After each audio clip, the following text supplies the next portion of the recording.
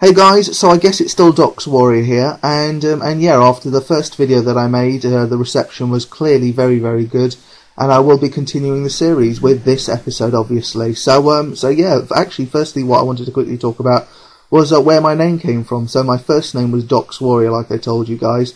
So I wanted to explain the name. So I used to play a game called Warcraft and Warcraft 2, and on Warcraft 2 online, I joined a clan called Dark Orcs. And to represent your clan, you would have the initials of the clan name in your name. So D-O, and then I'd have X as a separator, and then your own name. So my own name was Warrior.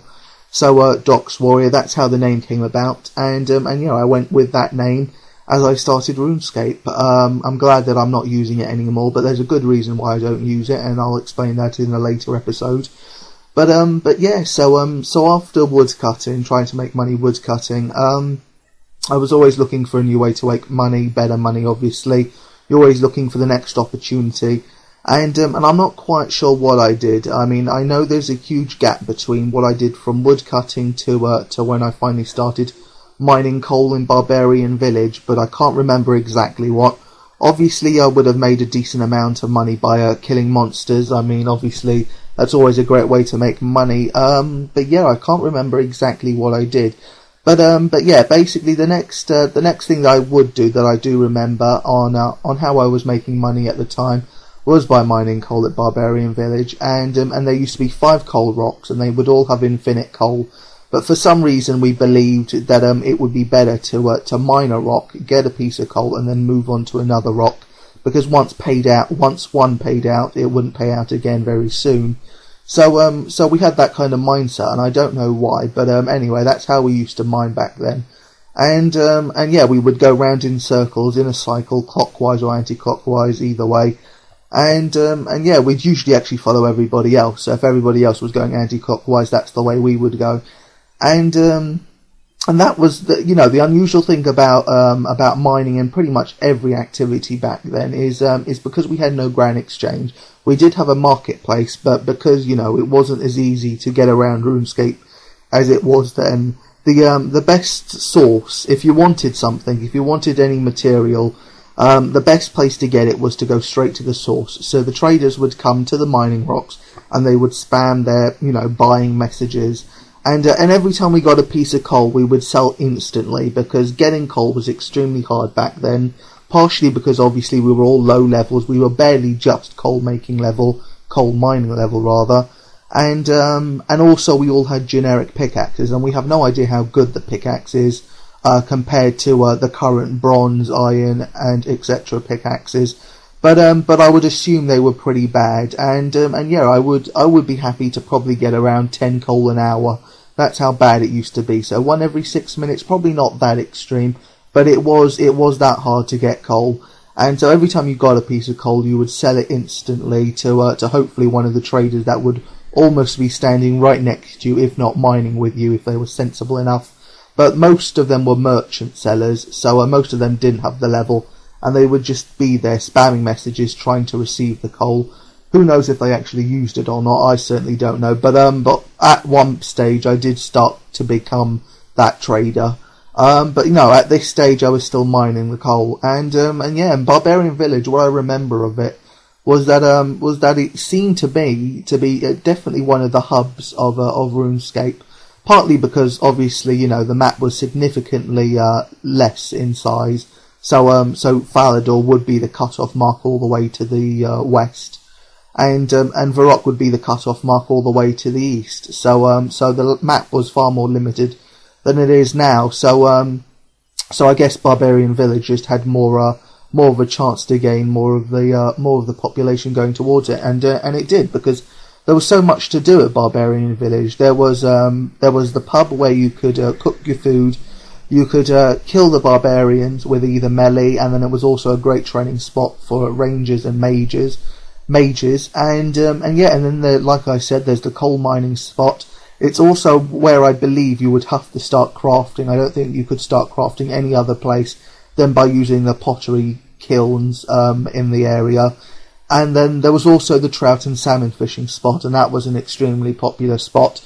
least of all because you didn't need to bring an axe and a tinderbox to create your own fire, because you could go into the pub and use the never-ending fire that was in the pub.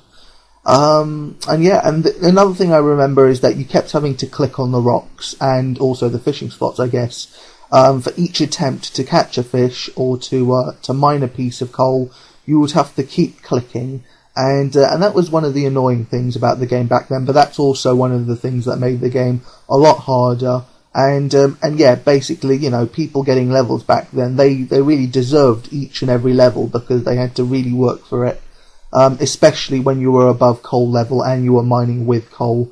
It could take days to get a level. So earning levels back then was definitely, much harder, much more well achieved, and rather more of an achievement I meant there. But and then also another thing I remember about trout and salmon fishing back then is that when you were fishing, you could fill up your inventory. And that wouldn't stop you from fishing. Every additional fish would appear straight onto the floor, which was just great, because then you didn't have the bank, you didn't have the drop, you could just keep on fishing forever, as long as you had enough feathers to keep you going, of course. And I remember a couple of my friends getting hold of this tool. It was obviously what we would now call a macro, I guess, but it was just you'd set the coordinates onto the fishing spot. And then that's it. It would just auto-click for you, and you would never have to watch. And that was the end of it. I mean, you would never log out or anything like that. I never got my hands on the tool, unfortunately. Well, I say unfortunately, but I guess at least I didn't break the rules in that case in my history on RuneScape. But I would have loved a tool like that back then. And I doubt Jagex could have... I don't even think Jagex were looking for bots at the time. So it would have been easier to get away with. But yeah, you could have piles and piles of fish underneath you and just keep on fishing and keep on gaining levels. And trout and salmon weren't worth a lot, so no one was really worried about losing it. Whereas if it was lobsters or swordfish, then you would have banked those instantly, no doubt about it. And it was a great place for warriors also because of the fishing spot as well, because they could get free food, they could pick up food off the floor. Hopefully it would be cooked, and hopefully they would drop it in the pub after cooking it. But if not, it didn't matter. You could easily get food. That was the point. So Barbarian Village used to be the hub. And continuing to talk about trading. I mean, I was talking about cold trading, and even though it was best to come to the source, there were alternative ways. And I remember the main marketplace used to be Varrock Square, or at least I think of it as a square. I don't know why. But the Varrock teleport spot, and that's where everyone used to congregate to sell and buy their items. And I have no idea if there was a specific world, but I don't believe so. I believe every world was like that at Varrock Square. And the thing about it at those times is we didn't have zoning, we didn't have different areas for different items. And because you didn't have to go to a specific place for a specific item, you could be looking for that item anywhere. So what people used to do is they used to, get into a small tiny space and trade. They wouldn't, extend into large areas. They would stay as compacted as possible. And you would stand in the middle of Varrock Square and just, hopefully you would be able to read the messages on the screen, which was almost impossible, because they were scrolling up so fast on the actual chat screen. And then you know what? I'm actually starting to wonder if there was a chat screen. Of course there was. It was 5 lines long, and you couldn't scroll up or down. You either saw the message or you didn't. And most obviously, you really couldn't. And you would have to read the text straight, over the person's head. But because it was such a compacted area, people were standing on top of each other like 10 times over. So the messages were stacked really high. People was using, more colours with their text, more waves and more standout, types of text as possible back then, more than we ever use now. And, it was just such a crazy place to be. And people often didn't used to sell specific items, which was really annoying. People would be saying stuff like, having a bank sale. And you would just have to trade them. And this was even harder because, during a bank sale, then you would have to look at their screen. You would see all these items that they were trying to sell. You would see an item that maybe you wanted to buy. Then you had to somehow communicate to them what item you wanted to buy. And it was hard for them to see what you wanted. So sometimes you would have to drag your trader, away from the congregation towards maybe one of the banks, and then tell them what you wanted, and then they would say how much. And it was so much more complicated because you didn't have these set item prices. It was whatever the buyer wanted, or whatever the seller wanted, or whatever the buyer was willing to give. So yeah, I mean, this is part of what I miss about RuneScape, the trading system, where we determine the prices 100% of the way. I guess we do that to a point now, but I still think there are a few issues with it. But yeah, that's how it used to be, and I'm probably going to leave it there though. So coal mining, Barbarian village, and talking a little bit about trading. There's probably a bit more I could say about trading. You know what, there's one thing I definitely want to mention. People in the comments were saying how better RuneScape Classic was compared to RuneScape of nowadays.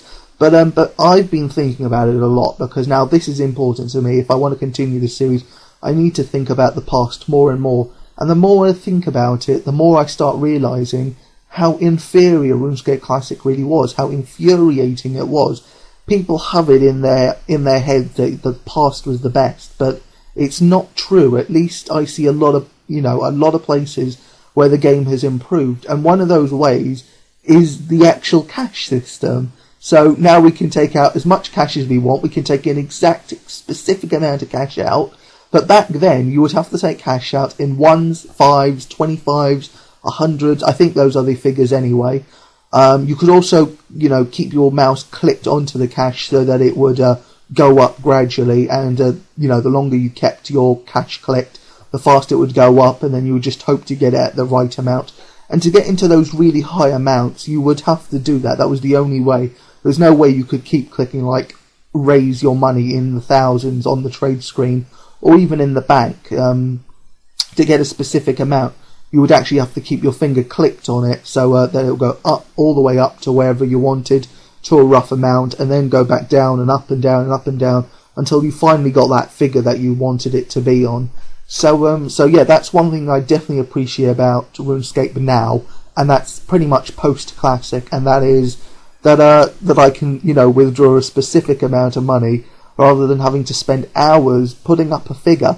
And because, if you were trading in a place like Varrock and you couldn't convey how much you were willing to pay, you would have to show it physically by showing how much you're willing to pay. That would take time. And then the trader could say no, and you've wasted your time, and it takes ages to put your money up on the screen. So there you go, guys. One thing that I disliked about Classic.